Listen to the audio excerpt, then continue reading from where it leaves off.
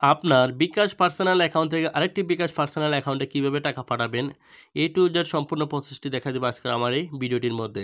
Mobile স্ক্রিনে চলে আসবেন, প্রথমে আসার পরে আপনার বিকাশ অ্যাপসটি যদি আপনি লগ ইন করা থাকে তাহলে বিকাশ অ্যাপসটির উপরে আপনি একবার ক্লিক করে দিবেন।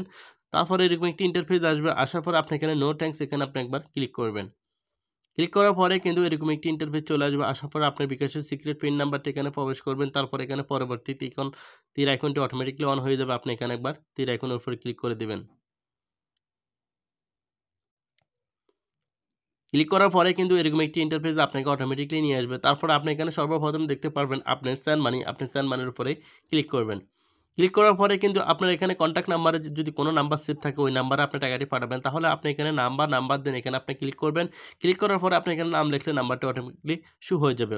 অথবা যদি আপনি কিবোর্ডের দ্বারা কোনো নাম্বার সেভ নয় আপনার ফোনে, তাহলে আলাদা একটা নাম্বারে আপনি টাকা পাঠাবেন। যে নাম্বারটা আপনার ফোনে সেভ করা ছিল না অথবা নাই, তাহলে আপনি এখানে নাম্বারটি এখানে আপনি কিবোর্ডের দ্বারা কিন্তু উঠাতে পারবেন। তো আমি নাম্বারটি আমার এখানে প্রবেশ করতেছি, আমার নাম্বারটি সেভ আছে সেজন্য এখানে অটোমেটিকলি সেভ করা থাকলে আপনার নাম্বারটি প্রবেশ করলে কিন্তু এখানে নামটি চলে আসবে। যাই হোক আমার যেহেতু সেভ আছে আমি এখানে সেভের উপরে ক্লিক করে দিলাম। নাম্বারের উপরে ক্লিক করার পরে অটোমেটিকলি কিন্তু টাকার অ্যামাউন্টের অপশনে কিন্তু আপনাকে নিয়ে আসবে আপনি কত টাকা পাঠাতে চাচ্ছেন। ধরে নেন এক্সাম্পল হিসেবে আমি 20 টাকা পাঠাবো। 20 টাকা পাঠানোর জন্য আমি 20 টাকা যখন এখানে প্রবেশ করলাম, তারপরে এখানে দেখবেন এগিয়ে যান অপশনটি অটোমেটিকলি এখানে শো হয়ে যাবে তীর আইকনটি। আপনি তীর আইকনে একবার ক্লিক করে দিবেন। তীর আইকনে যখন আপনি ক্লিক করবেন তখন এখানে দেখতে পারবেন টাকার পরিমাণ, চার্জ এবং সর্বমোট।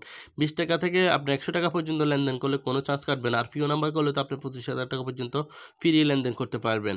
পিও নাম্বার কীভাবে করবেন সেই ধরনের ভিডিও আমার চ্যানেলে দেওয়া আছে, আপনারা দেখে আসবেন। তারপরে এখানে আপনি দেখুন রেফারেন্স, আপনি রেফারেন্সে ক্লিক করলে আপনি টাকাটি কাকে পাঠাবেন তার নামটি এখানে আপনি লিখতে পারবেন। যাই হোক আমি যেহেতু কোনো নাম লিখবো না সেই জন্য এখানে দেখুন পিনের উপরে ক্লিক করলাম, পিন নাম্বার দিন। এখানে ক্লিক করলে কিন্তু আবার কিবোর্ডটি চেঞ্জ হয়ে সংখ্যা দ্বারা চলে আসবে, আপনার অঙ্কের সংখ্যাটা দ্বারা চলে আসবে।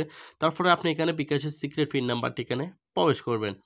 সিক্রেট পিন নাম্বারটি যখন আপনি প্রবেশ করবেন এখানে দেখুন পিন কনফার্ম করুন, আপনি এখানে তীর আইকনটি অন হয়ে গেছে, আপনি এখানে তীর আইকনের উপর একবার ক্লিক করবেন। ক্লিক করার পরেই কিন্তু আপনি এখানে দেখতে পারবেন পরবর্তীতে নাম্বারটি দেখতে পারবেন, তারপর সর্বমোট কত টাকা চার্জ প্রযোজ্য নয়, তারপর আপনার নতুন ব্যালেন্স কত টাকা রয়েছে সেই ব্যালেন্সটাও দেখতে পারবেন। তারপর এখানে নিচে দেখতে পারবেন সেন্ড মানি করতে ট্যাপ করে ধরে রাখুন।